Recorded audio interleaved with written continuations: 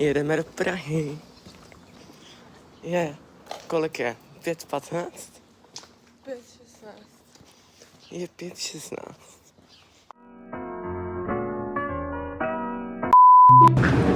Terezo, ale to je normální proces vlogování prostě. Ale tak jako... Jsme by the way na Andělu. Pro vás třeba ta cesta trvala jako 10 sekund, ale pro mě to byla třeba jako mega dlouhá cesta. I když jako po 15 hodinů jízdě do Londýna už asi přežiju všechno. Že ty bys to do té doby sežrala. Jakoby no. Budeme tady v Praze 11 hodin, so we have like many things to do. Kalorie.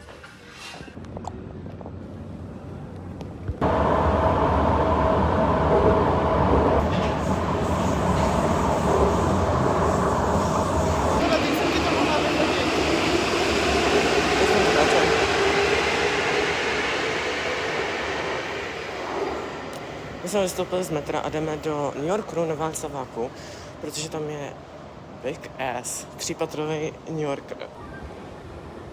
I guess, že jsme zpátky v Londýně. Guys. My jsme vystoupili na můstku a já jsem neměl žádnou idea, že tady hned jako Národní divadlo a maj. Okay.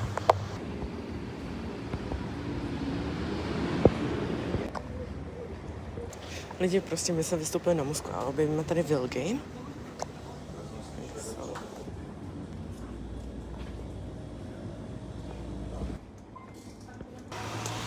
Já prostě celou dobu, než jsme jako jeli do Prahy, tak já, že no musíme na Pankráce do toho nového Wilgateu, musíme do Wilgateu. A my random vystoupíme na můstku a tady prostě Wilgate. The only reason we went to Prague. Jo, jakoby no. No I didn't, jo, já jako nechci bodíčko.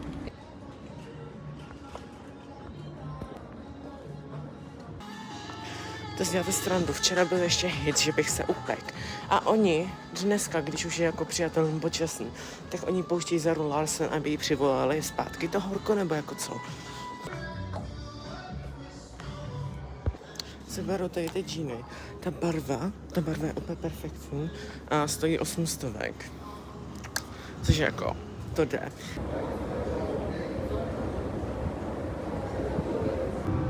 Ukončete prosím výstup a nástup, dveře se zavírají.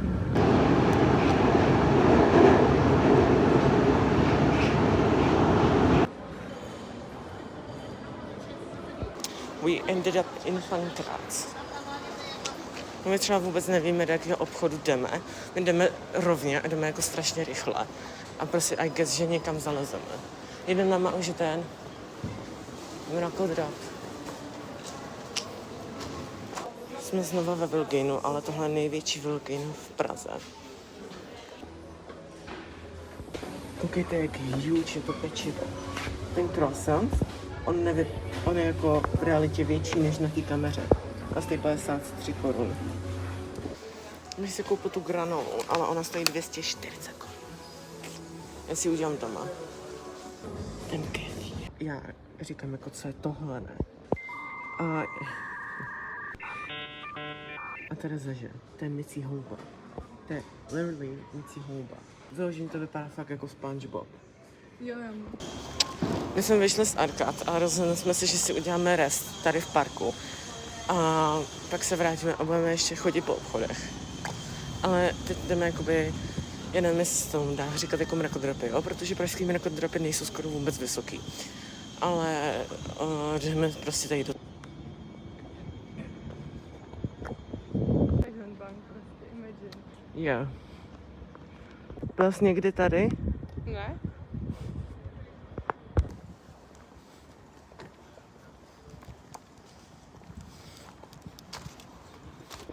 Manifesting apartment. Tamhle nahoře. Jo, vy jste na Pankráci a vidíte toto? Jo, takhle. A potom vidíte tamto. Jako celkem kontrast. I hate Soviet architecture.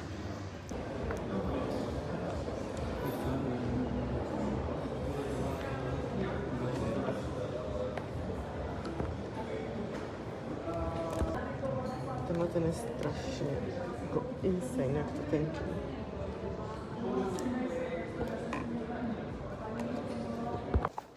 Of course my favorite section, knihy Dobrovský.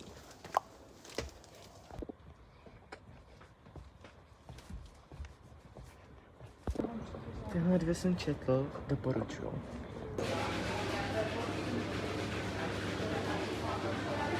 Co jsem měl?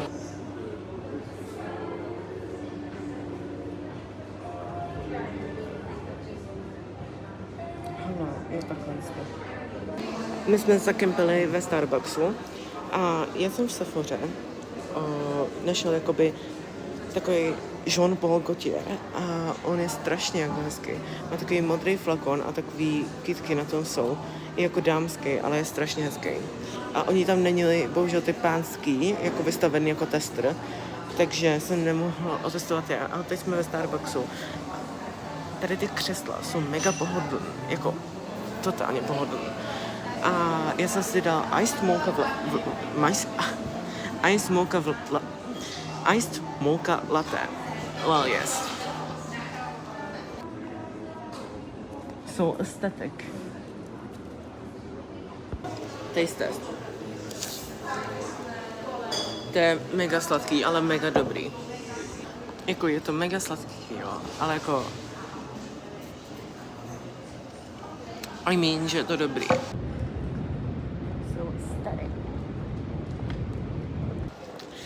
Terka si našla nějaký jakoby sekáč u Václaváku, takže jsme z Pankraci jeli zpátky metrem na Václavák a teď jdeme do nějaké ulice, kde je ten sekáč. A pak chceme ještě na Mírák a tam já chci se podívat k UNIPu.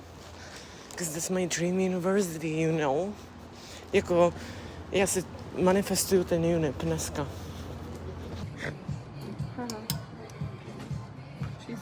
My jsme u UNIPu. Pokud víte, co je UNIP, tak je to University of New York in Prague. A je to prostě americká univerzita, akorát v Česku. As you see. Tady jednou budu studovat, já vám to říkám. Já jsem sem přišel, abych si to vymanifestoval. Proč jdem? No, takže já jsem viděl svoji vysněnou univerzitu a můžeme jít zpátky do metra. Když na české univerzitě studujete bakaláře, tak studujete 3 roky a dostanete jako titul BC. A pokud studujete jakoby bakaláře na UNIPu, tak se to jmenuje jakoby bachelor. A místo 3 let, tak studujete 4 roky a vlastně dostanete 2 tituly. Jeden český, takže dostanete BC jako bakalář a pak dostanete BA jako bachelor, což je americký titul. On je to fakt jako oficiální americký titul, takže jakoby vy chodíte na americkou vysokou v Česku. A pak jste tam teda jako raketa školní, jo, ale jako...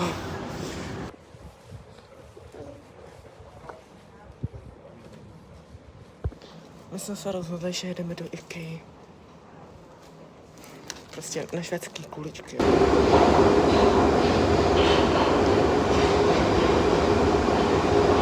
Lidi, my jsme sami v metru. This is how it looks like.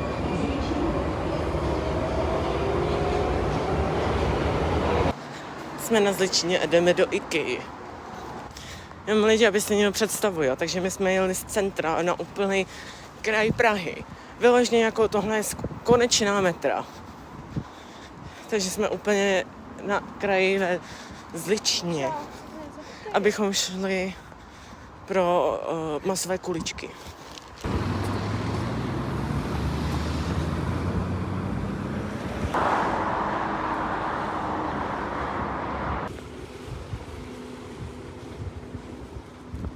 Tohle je náš oběd. Hej, proč já jsem si nedal hranolky?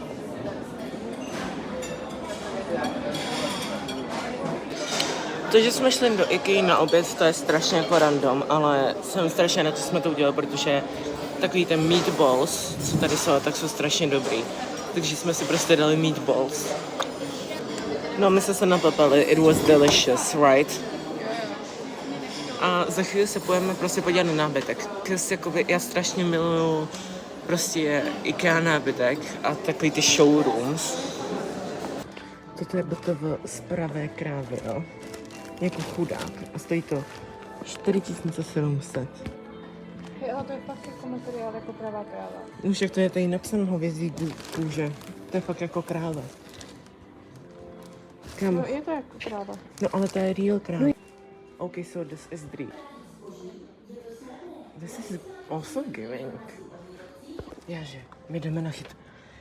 Já vidím, jako, že tady něco svítí a jaže, tam jdem. Odchod z domu. Oh.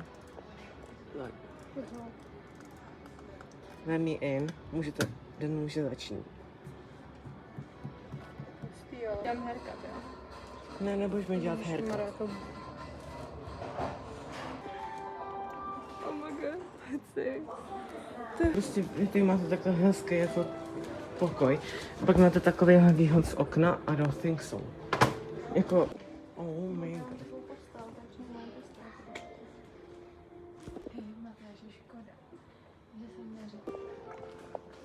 Lovely. Tady ten pokoj mi celkem připomíná Gilmore Girls. I'll show you.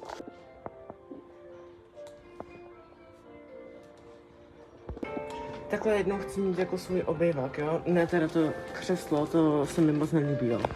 Nebo gauč, nebo whatever is it called. Ale jakoby, že chci mít takhle prostě vedle gauče milion kytek. Já chci prostě strašně moc kytek ve svém bytě, nebo domě, nebo strašně hezký výhled, tady bych fakt bydlet nechtěl.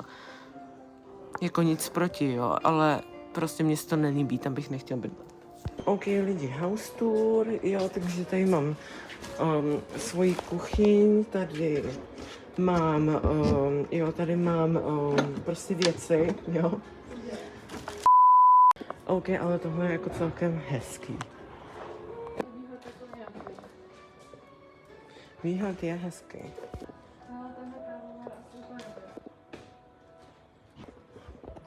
Concrete jungle.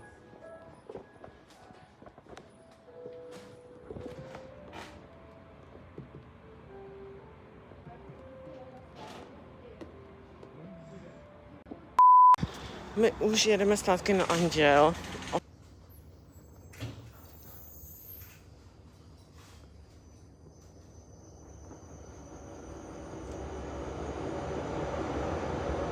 Celkem se bojím tady jet. Já jsme se kempnuli na Novém Smíchově, teď jsme jeli asi půl hodiny metrem a reálně to metro, když jsme do něj nastoupili, tak že my jsme nastupovali na Konečný, jako na Zličině.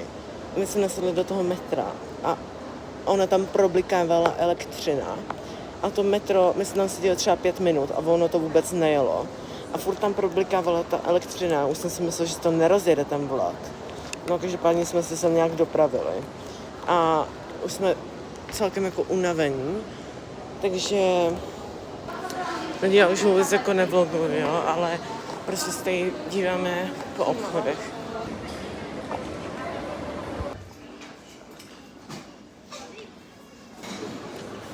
Já jsem se k večeři koupil bagetery Boulevard, bruselskou bagetu, jako that's my favorite one.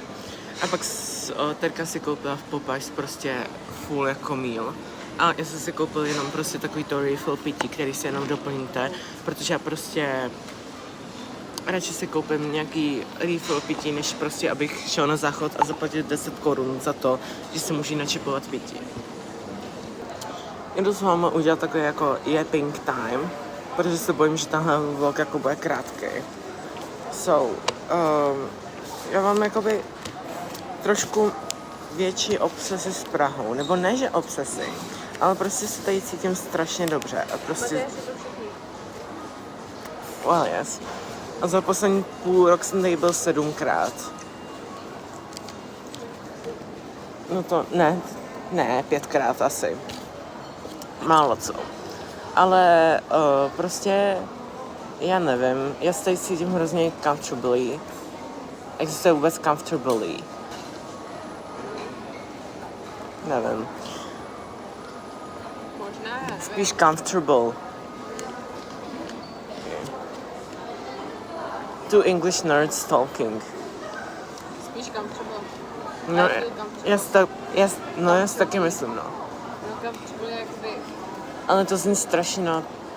comfortable zní úplně extrémně hnusně. No právě, comfortably. Já Prahu celkem jako znám. Já jsem celkem jako unaven a zítra chci natáčet další video a nemám k němu scénář. A jako já jsem si naplánoval, že ho budu dělat dneska jako v autobuse, ale jako nevím, protože já bych jako celkem spal. Jsem byl prostě v jednom sekáči, já jsem tam nevlogoval vlastně.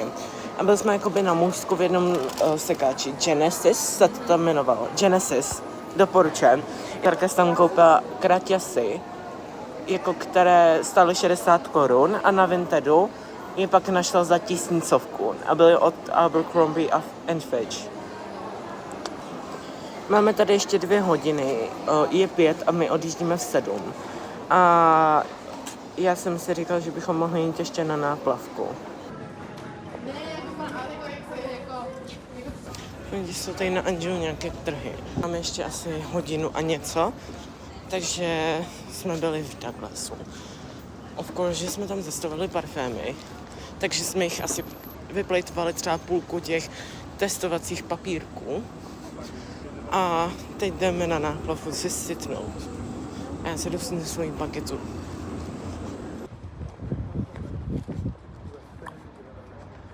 My jsme byli metrem.